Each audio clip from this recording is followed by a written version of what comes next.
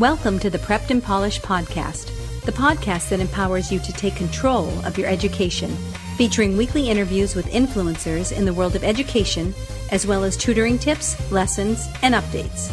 And now, here's your host. Hi everyone. Welcome to another Tutoring Tips episode of the Prepped and Polished podcast. It's Terri of Prepped and Polished. Please be sure to check out our website, www.preppedandpolished.com, for more info.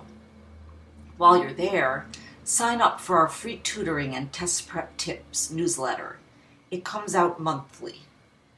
For tutoring in person or online, call us at 781-753-9951. You can join our Prepped and Polished community on Facebook and Twitter. Just search for Prepped and Polished. You can submit a question during the show or after to radio@preppedandpolished.com. We love hearing from you.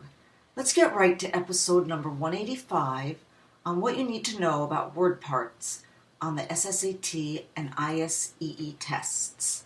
I'm going to let you know what you need to know about word parts so that you can boost your score, so that students can boost their score on synonyms on both the SSAT and ISEE, analogies on the SSAT, and sentence completions on the ISEE. Knowing what parts of words, prefixes, suffixes, roots, or stems mean is really the key to deciphering unfamiliar vocabulary on these tests and beyond. Let me give you a couple of examples, and I'll show you how knowing word parts is a great aid in figuring out definitions on the verbal ability sections of the exams. Here's an example. A word part, bene, it's a Latin prefix meaning good. Now, at the very least, a student could know that that's a positive prefix, and it would help to eliminate any negative answer choices. But here's some words where, we can see that bene, how it's used. Beneficial means helpful. Benevolent means good-hearted, desiring to help others. And a benediction is a blessing, or you could think of it as good words. Another one is mal. That's a prefix meaning bad or wrong. Now, a student would know that that's a negative prefix. So, again, a student could eliminate positive answer choices.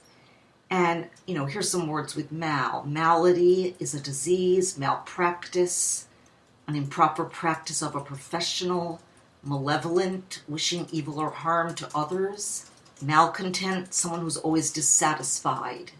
Sometimes you can combine word parts, and then there's where it really is helpful. For example, mag or magna is a prefix meaning great. And we know words like magnify, greater, making greater in size, or magnificent. Say a student is thrown a curveball and they get a word like magnanimous. Well, you can break it up. Mag or magna means great. Anum means spirit, great spirit. And actually the word means generous in spirit or big-hearted. So that's a perfect example of how you can use word parts together.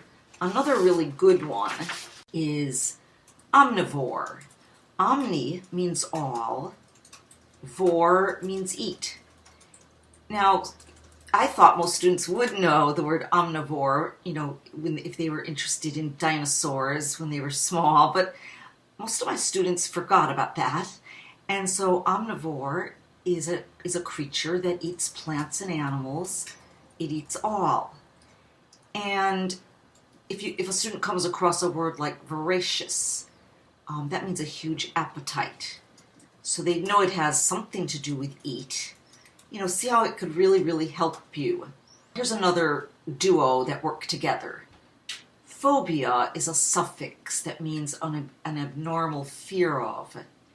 And somnus is the Roman god of sleep. So together, somnophobia means fear of sleep. Somnolent is a word that means sleepy.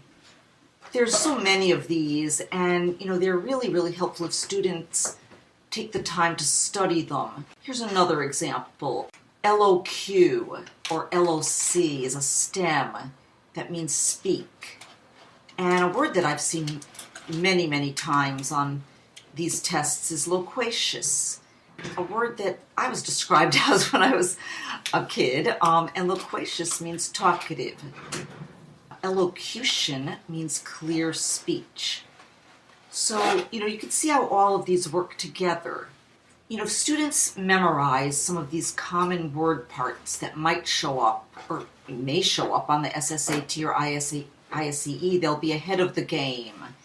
And there's many lists available to study.